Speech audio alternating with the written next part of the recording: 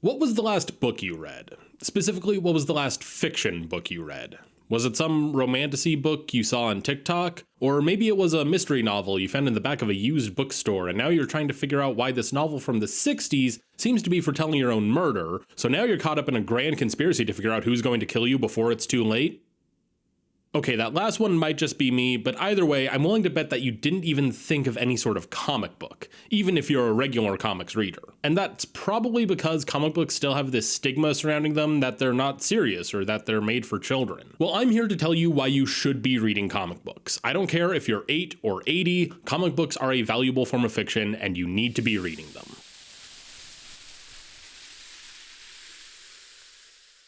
Hello and welcome to the Chemist's Codex. My name is Peter and I like to tell stories about whatever happens to catch my interest because I believe those stories can teach us more about ourselves. I've long held the belief that reading comic books can make you a more empathic person, mainly because I believe that comic books have helped me become a more empathic person. And that's really the short of it. Reading comic books increases your capacity for empathy. And if you're one of those people who thinks empathy is a bad thing, all I can say is get some help. Because perhaps one of the greatest evolutionary factors that have led to the human race getting to where we are today is our capacity for cooperation and understanding each other. We work together, we help each other out when we need to, because that is what helps us survive. So if comic books really do increase your capacity for empathy, you should read them, because being able to better understand the people around you helps everyone, including yourself. Although increasing one's capacity for empathy isn't actually a unique trait to reading comic books, rather it's a trait of reading fiction in general. There have actually been studies done that show there is a definite relationship between fiction and empathy. But this does beg the question, does fiction increase empathy, or do highly empathic individuals read more fiction? Very valid questions to ask, and in the course of my research for this video, I came across a study that addressed those exact questions. And the crucial finding of this study was that reading fiction will significantly increase empathic skills over time, but only if the reader experiences sufficient emotional transportation. Essentially, when someone is able to place themselves in a narrative, they'll show an increase in empathy. But the study also found that non-fiction readers, or fiction readers who didn't experience emotional transportation, might actually show a decrease in empathy.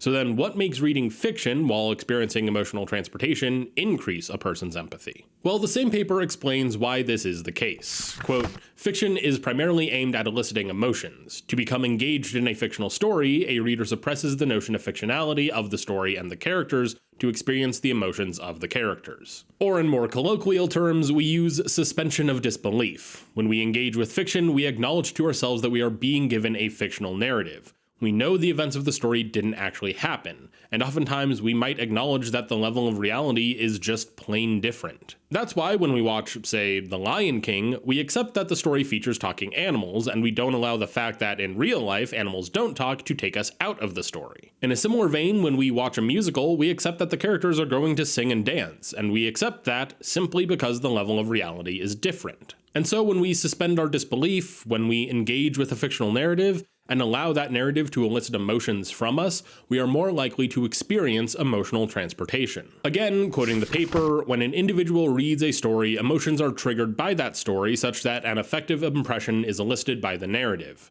Fiction presents a simulation of real-world problems and therefore has real consequences for the reader. So we read a story and experience emotions, but those emotions might have a real effect on the reader.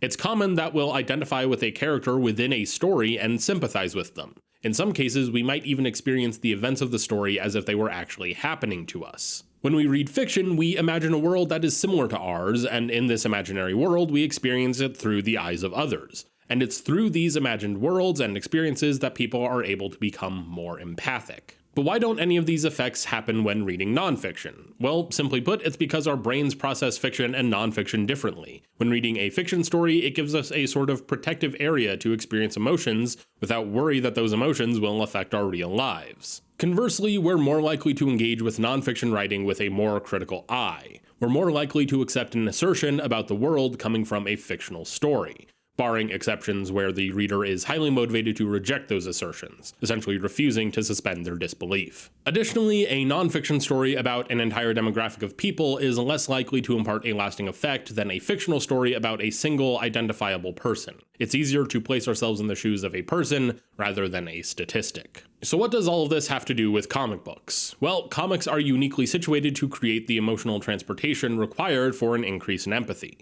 They are a medium which requires a certain amount of interaction from the reader, unlike more traditional media. First, let's talk about the visual aspect of comic book art. In the renowned book Understanding Comics by Scott McCloud, there is an entire chapter about how the art of comic books is designed to affect us. The visuals used in comic books exist along a spectrum of reality, with realistic photographic images on one end and more representational images on the other, eventually transitioning into writing. Now, comic book art tends to be more representational, further from photorealism. Of course, this exists on its own spectrum, where you might have someone like Alex Ross producing more realistic-looking art, but then you have someone like David Aja with a more abstract style. But what does any of this have to do with increasing a comic book reader's empathy? Well, like I said, comic books are uniquely designed in a way to easily allow for emotional transportation, and it all starts with the less than photorealistic art of the medium. Simply put, when you look at a realistic depiction of a face, you see another person. But when you look at a cartoon, a drawing, something that is still identifiable as a person but is distinctly not real, you'll see yourself, even if only subconsciously. To quote Understanding Comics,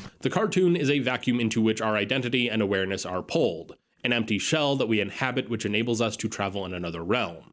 We don't just observe the cartoon, we become it." So when you read a comic book, it's significantly easier to identify with the characters in the story. The only life the characters on the page have is what you give them. You look at the character on the page in front of you, and you see yourself, making it much more likely you'll experience the level of emotional transportation needed to increase empathy. But that's just the start when it comes to comic books. Practically everything about the way comic books are designed helps the reader become transported into the story. They are surprisingly interactive. For example, let's look at the actual panels that make up a comic book.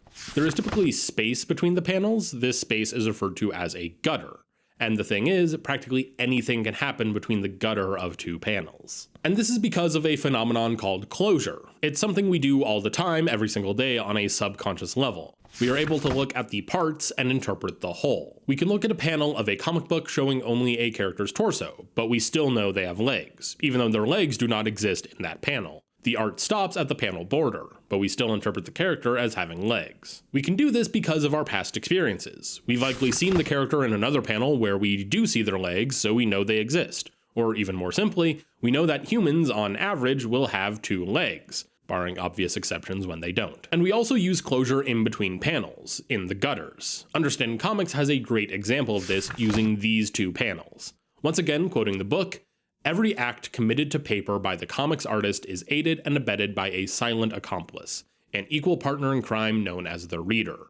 I may have drawn an axe being raised in this example, but I'm not the one who let it drop or decided how hard the blow or who screamed or why.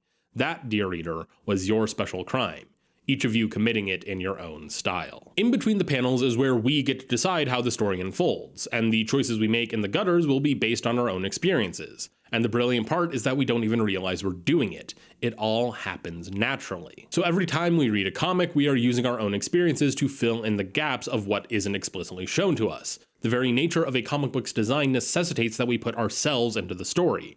Or in other words, a comic book doesn't function as it should unless we experience emotional transportation. And there's one final part of a comic book structure that I want to tackle. That being the nature of time, because time doesn't flow the same way in comic books as it does in real life. For a single panel, the amount of time it covers is usually about as long as it takes you to read through the text of the panel. And this can be influenced by the shape of the panel or the way your eyes move through it. But sometimes a panel doesn't have any text, so how much time does that panel take? The answer is somewhere between instantaneous and infinite. A panel with no text can exist for a fraction of a second, but it can also exist outside of time and never truly end. And in between panels, things can sort of operate in the same way. The time between panels is variable. Sometimes it's a few seconds, but other times it might be thousands of years, or maybe it will flash back to an earlier point in time. The important thing, though, is that the reader is the one to advance that time. When a reader finishes a panel, time sort of stands still until they move to the next panel. You can sit and stare at a single panel for hours on end, taking in every single line until you've committed the image to memory, but the story doesn't progress until you decide it does. And this goes back to the concept of closure. You are making just as many choices as the writer and the artist of the comic book you're reading. We might not see every single thing that happens, but we can interpret these things as happening based on our own experiences. Comic books are uniquely designed in a way to bring the reader into the story and the world it takes place in.